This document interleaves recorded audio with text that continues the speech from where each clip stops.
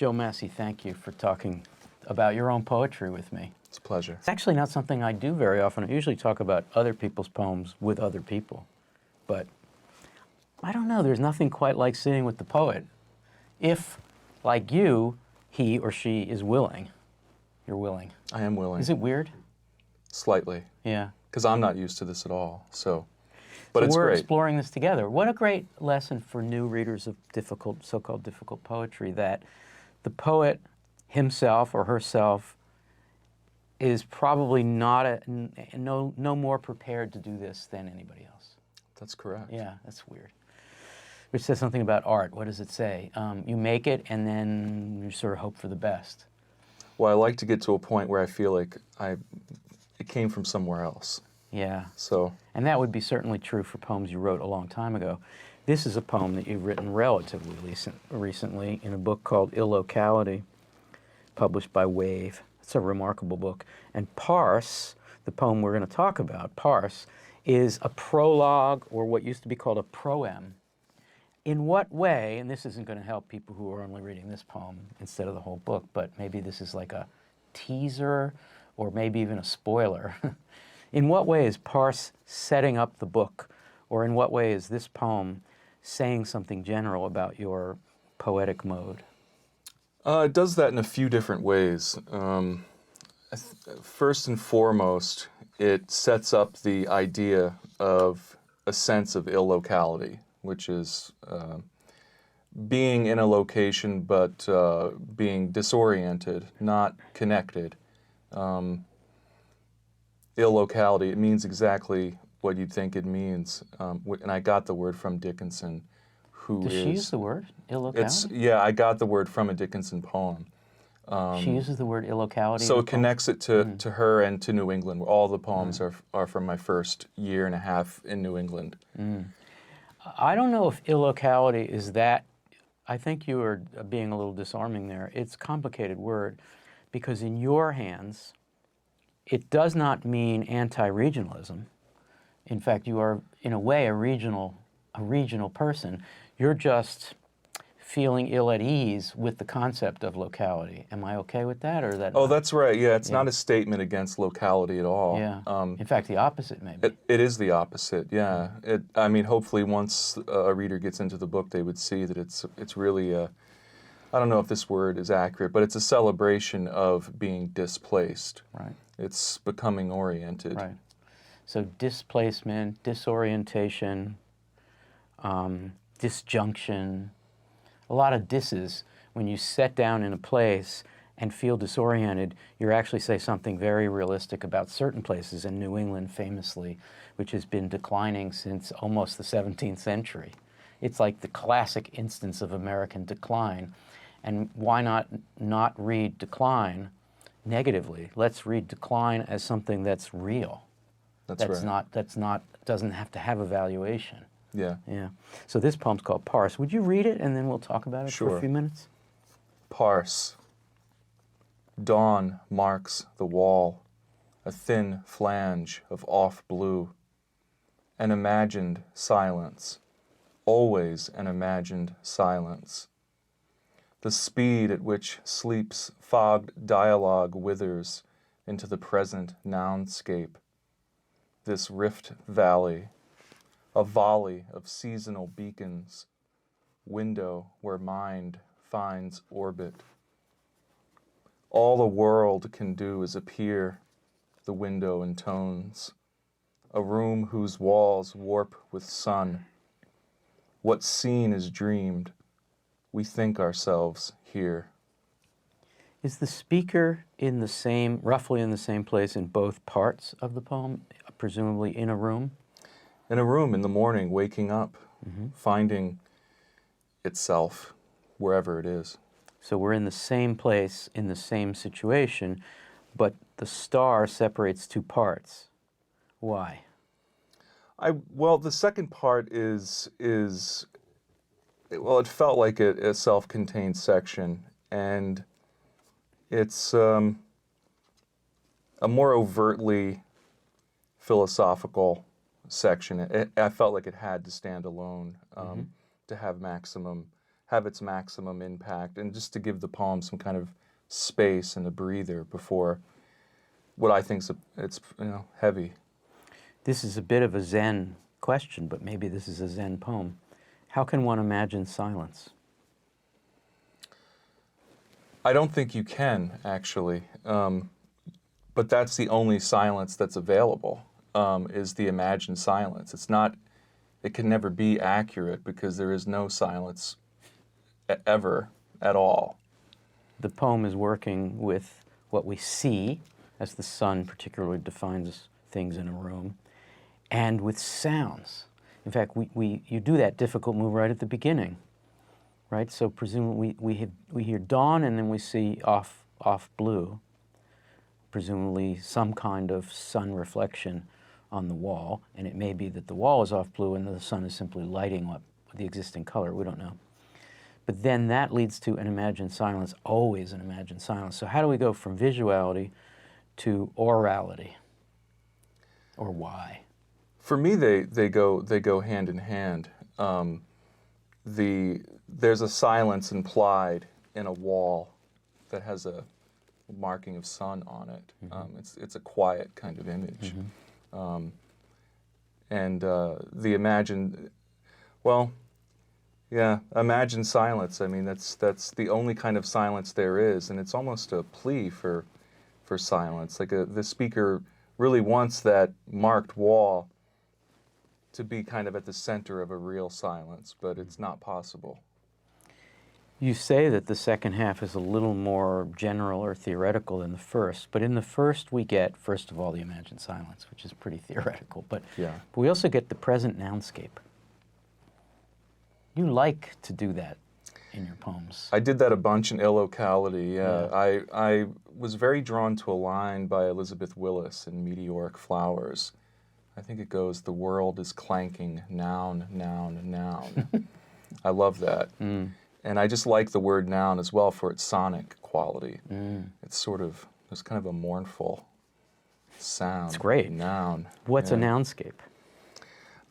It's another way of saying landscape. Except that a it's field in of objects, exactly. Yeah, it changes when it's in the poem.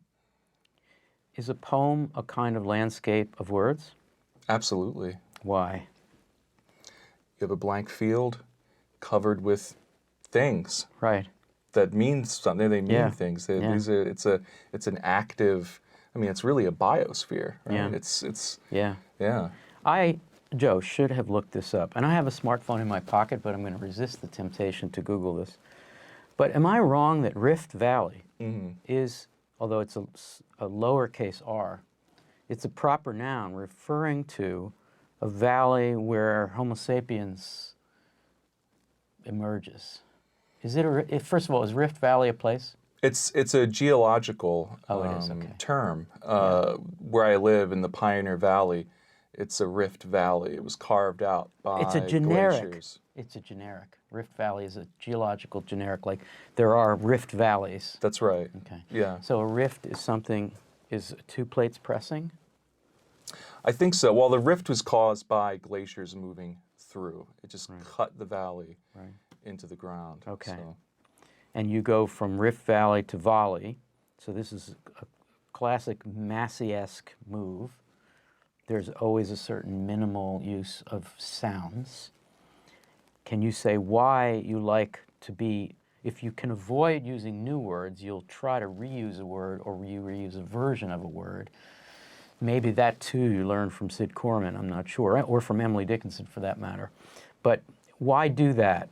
And every reader, even one not used to listening with this attention, will hear in this Rift Valley a volley of seasonal beacons and hear the homonymic connection. Why do it? They're very different words. Valley and volley is very different. They're different, and it's for the sound. At some point in every poem, or maybe at every point in the poem, I am so sound conscious. I want the sound to be fully activated. But in this case, I liked the idea of these seasonal beacons volleying from each side of the Rift Valley. If you have the Rift Valley, it's torn open, and these seasonal beacons are flying back and forth, and that's what spring felt like to me in the valley. I'd never seen anything like it. It was almost psychedelic. Really? Yeah. Parse. So now I guess it's time to talk about the title. Okay. Parse means many things. It means to read so closely that you can scan, that you understand the metrical scan. It means to divide into smaller units. There's probably some other meanings. What does it mean to you here? Well, it's a matter of organizing the surroundings into some kind of, to try to make it cohere.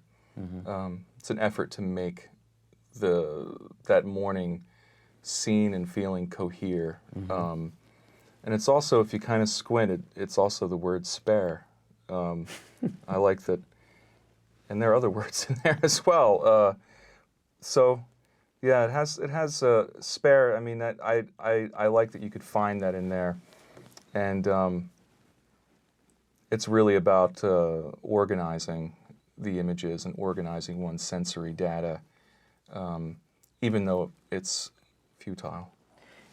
So many poets who have discovered your work in what, 5 books? 4 books? 4 now. 4 at this point. They admire you, but they're poets who write either long lines or in block prose poetry. They're from a more voluble tradition, but they like you. Forget about the poetic politics of why people like Joe Massey's poems. That's not of real interest when we're talking about a particular poem, but the praise I've heard is you've figured out how to do, sorry to use the word minimalist, but that's an overused word, but it's the first word that could come to mind. To do the minimal work, but to do as in Dickinson, Niedecker, Corman, Williams. I'm probably missing somebody. As in those poetries, to do minimal work that is explosive, that is full of huge ideas, that is very theoretically sophisticated. I guess the question that's coming to mind here is about your status as a poet committed to a certain kind of minimalism. Why? What's so good about it? Why parse a poem? Why not just spit it out? Why not just Ginsbergian vomit it? Why not just say what's in your mind and just write it all out? Why do we have to be on a nounscape? Why can't we be on a landscape? Well, I don't know the why, but maybe it's more, I can answer to the how. I was drawn to spare poetry from a very early age. Rexroth's 100 Poems from the Japanese. It's one of the first books I really loved. Okay. So, And I was as drawn to the white space of the page as I was to the actual words. It confounded me. And then when I found Sid and Niedecker, I became obsessed with trying to nail it, trying to nail the short poem. you found the word spare. Sorry, you found the word in Parse. You said a few minutes ago. I just said spare. But to me, to parse a poem is to be spare. You say at the beginning of the second section something that you rarely do. You're wagging your finger almost at us. You're being aphoristic. Yeah. All a world can do. That's such a rare, demanding statement. It's not typical of you. I love it. All a world can do is appear. First of all, how do you get away with that and not seem polemical or theoretically dictatorial? And second of all, I know that works really well to start a new section, but I don't understand how. Can you try to do either of those things? I'm not sure I understand either. I think that couplet would not have worked if it stretched into other couplets. I left it there and moved into the window and tones. I brought it back to the room. The room and the world actually appearing. And at the time, this might be too deep, but I was reading a lot of Ramana Maharshi's work, an Indian saint. Spell the last name, can you? Maharshi, Maharshi, I believe. You could Google him. And it's a non-duality philosophy that everything is one and the world is really an illusion. We think it here. The last 2 lines of the poem are such a direct result of reading the works of these great Indian saints, and also William Bronck. And William Bronk, we think, B-R-O-N-K, we think ourselves here. Once again, here is where is the poem, is the writing, or in the room where such a thing comes about. So we think ourselves here. Are you saying, Joe, that as you write a poem, you are thinking? Absolutely. I've always loved that Williams line. Or he said something to the effect of, he thinks with his poem. I think with my poem, or something like that. And I do the same thing. I don't premeditate the poem before I start writing. I just start writing. This gives us an opportunity, and I'm a teacher, so I seize such opportunities, forgive me, to make a big statement about the difference between what might be called modern writing and what might be called traditional or pre-modern writing. Much pre-modern writing has already been thought before the writing is at least complete, and often before the writing begins. We know where we're going. When we read a novel like Henry Fielding's Joseph Andrews or Tom Jones, the most architected, and probably Charles Dickens too, but let's go back to the 18th century. We read a novel and we know that there is an arc and that the resolution has been premeditated, and we actually feel that the world is all right, especially if we're landed aristocracy. And what gets confirmed is that in Henry Fielding's novels, that wayward sons will actually find out that they're really the son of the patrician guy in the first place. Right. And all that wandering was just novelistic. And you feel like God's there and everything is right with the world, and you also feel like the whole thing was planned at the beginning. Modern writing, and this is such a good example of it, doesn't know what's going to happen, and the writing out is the thinking of where we're going. If what I just said is true, or something you admire, or something that excites you as a writer, can you say a little more about that, and maybe return to this concept that all a world can do is appear? Well, I could say a lot about that. Please. There wouldn't be any pleasure in writing if I knew where I was going to go. Yeah. I'd be doing something else. I mean, it would be boring. You know, it would be very dull. And Creeley talks a lot about that as well. Creeley never he said he didn't premeditate. You know, he just went for it. He just thought his way through the poem, which he got from Williams. And I love that. I love having my notebook open and really just sketching and seeing what comes. It's deeply pleasurable to me. The process is pleasurable. The process is as important as the end result.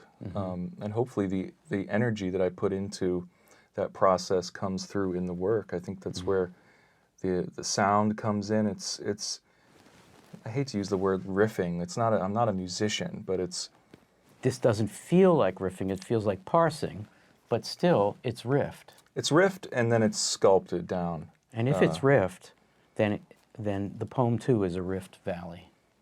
There you go. That happens to me once in a while. Joe, Sid Corman,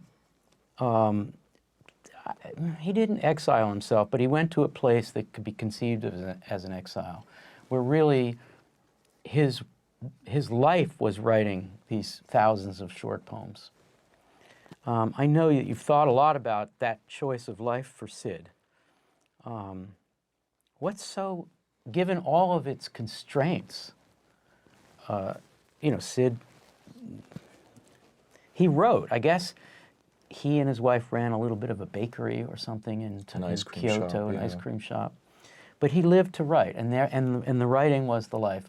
Can you conclude this conversation by saying something about how, and you've already hinted at this, what pleasure, it's a very rare thing in the U.S. in 2016 to live this way. You're among the few people who do. What's good about it? Well, I do. I live in a college town now, so for 12 years I lived in Northern California, in a very isolated part of the world, on the coast of Humboldt County, and lived there for 12 years and wrote the first 3 books there. These 3 books are a trilogy, the Humboldt County trilogy. Yeah? That's right. Yeah, one day they'll be all collected. Yeah. I hope. Great.